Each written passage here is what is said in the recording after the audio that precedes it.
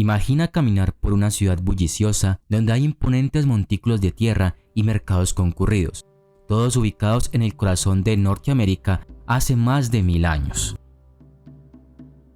Esta era Cahokia. Cahokia fue una ciudad-estado precolombina. Era el hogar de una cultura vibrante que rivalizaba con las grandes ciudades de Europa en ese momento. En su apogeo, la ciudad-estado contaba con una población masiva, incluía una intrincada red de sistemas comerciales, políticos y religiosos que estaban a la par de las civilizaciones europeas contemporáneas. Cahokia estaba ubicada en lo que hoy se conoce como la cultura de Mississippiana. La cultura mississippiana evolucionó a través de 3 periodos principales. El periodo temprano duró alrededor de 1000 después de Cristo al 1200 después de Cristo. El periodo medio duró desde 1200 después de Cristo hasta 1400. Fue el ápice de la era mississippiana. En particular, incluyó la expansión de la gran metrópolis y el complejo ceremonial de Cahokia. Finalmente, estuvo el periodo tardío, de 1400 a alrededor del 1540 después de Cristo. Durante este tiempo, hubo un aumento en las guerras, la agitación política y las migraciones a gran escala. Se cree que Cahokia comenzó como otro pequeño pueblo, uno de muchos ubicados entre un bosque y un río en una amplia llanura propicia para la agricultura. Se desconoce cómo se desarrolló, pero los arqueólogos que han trabajado en el sitio afirman que lo más probable es que fue la construcción del montículo más grande, conocido hoy como Monk's Mound, lo que atrajo a personas de otras comunidades a la nueva ciudad. Se cree que las autoridades religiosas enviaron el mensaje de que iban a construir un gran montículo y, según esto, incentivó a participar a gente de muchas regiones diferentes. Inicialmente, la ciudad parece haber crecido orgánicamente a medida que más personas se mudaban a la región, pero las estructuras centrales, los grandes montículos que caracterizan el sitio, fueron cuidadosamente planeadas y ejecutadas y habrían involucrado una gran fuerza laboral trabajando diariamente durante al menos 10 años para crear incluso el más pequeño de los 120 que una vez se elevaron sobre la ciudad, de los cuales 80 aún existen. Después de que se completó Monk's Mound o mientras estaba en curso, se construyeron otros montículos, así como templos como el que una vez superó Monk's Mound. Algunos de estos montículos tenían residencias de la clase alta construidas en sus cimas planas, otros servían como lugares de entierro, como en el caso de la famosa tumba del gobernante conocido como Berman, enterrado con 50 víctimas de sacrificio. Se creía que los sacerdotes o reyes sacerdotes realizaban rituales en estos montículos y que podían aprovechar este poder para proteger a la gente y asegurar lluvias regulares y cosechas abundantes. Los artefactos, los ajuares funerarios y los informes posteriores de exploradores franceses y españoles sobre las tradiciones de los nativos americanos de la región arrojan algo de luz sobre la vida cotidiana de estas personas. El gobernante de la ciudad se hacía llamar Hermano del Sol y trabajaba con los sacerdotes para honrar a todos los dioses y espíritus del mundo invisible. La ciudad floreció gracias al comercio a larga distancia. Rutas recorrían en todos los sentidos y permitían el desarrollo urbanístico. Después de afianzarse en la región, su población creció rápidamente. Las estimaciones de población oscilaron entre 6.000 y 40.000 personas. Todas vivían en el centro urbano principal y en los pueblos agrícolas periféricos que lo abastecían. Si las estimaciones de población más altas son correctas, entonces Cahokia era más grande que cualquier otra ciudad de los Estados Unidos, que la siguió hasta la década de 1780, cuando la población de Filadelfia superó los 40.000 habitantes.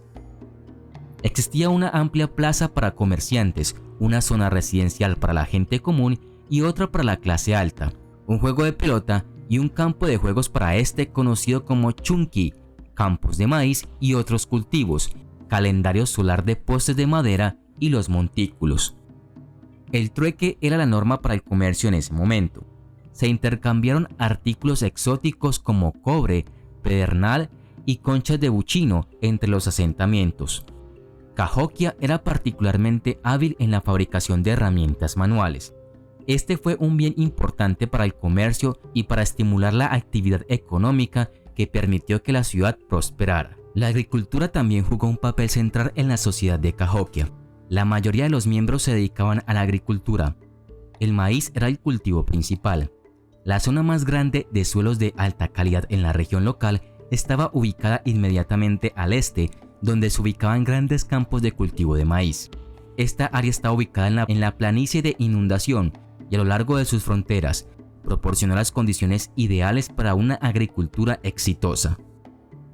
Además estarían los trabajadores del cobre y madereros yendo y viniendo entre la ciudad y el bosque, cosechando árboles para obtener madera para la construcción de casas, templos, otras estructuras y la empalizada que rodeaba la ciudad, presumiblemente para protegerla de las inundaciones.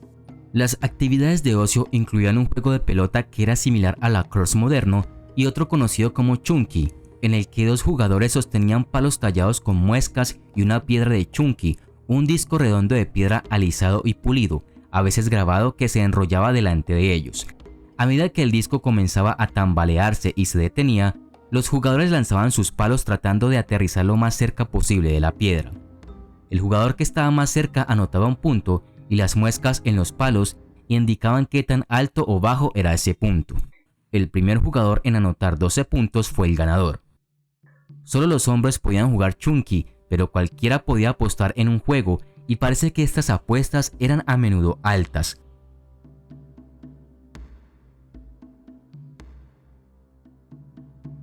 Como el centro urbano más grande del continente, Cahokia se convirtió en un centro de comercio y devoción religiosa. En su apogeo, según los artefactos excavados, la ciudad comerciaba tan al norte como el actual Canadá y tan al sur como México, así como hacia el este y el oeste. El clero parece haberse separado de la autoridad política en algún momento y estableció un sacerdocio hereditario que continuó realizando servicios en la parte superior de Monks Mount, así como en la meseta artificial debajo, y se pensó que esto atraería a los visitantes a la ciudad para participar. Sin embargo, el éxito de Cahokia condujo a su eventual caída y abandono, ya que la sobrepoblación agotó los recursos y los esfuerzos por mejorar la vida de las personas terminaron por empeorarlas.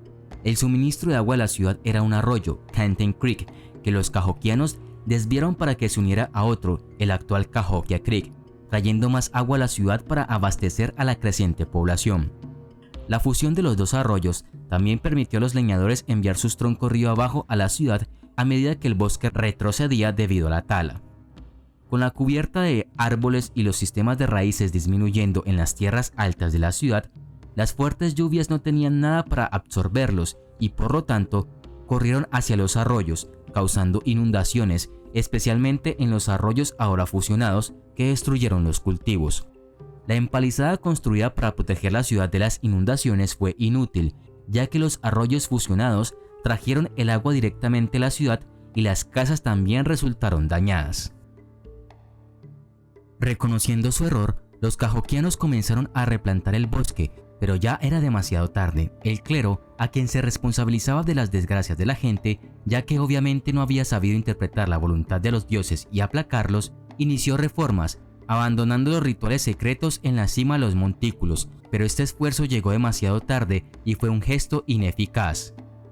El clero, que pertenecía en su totalidad a la clase alta y, como se señaló, había establecido un sistema de control hereditario, parece haber tratado de salvar las apariencias y retener el poder en lugar de admitir que de alguna manera habían fallado. Esto, junto con otras dificultades, parece haber provocado disturbios civiles. Hay evidencias de una guerra civil a gran escala en el año 1250 después de Cristo. Cualquier autoridad central que hubiera mantenido el orden anteriormente parece haberse derrumbado por el 1350 después de Cristo, donde la ciudad había sido abandonada.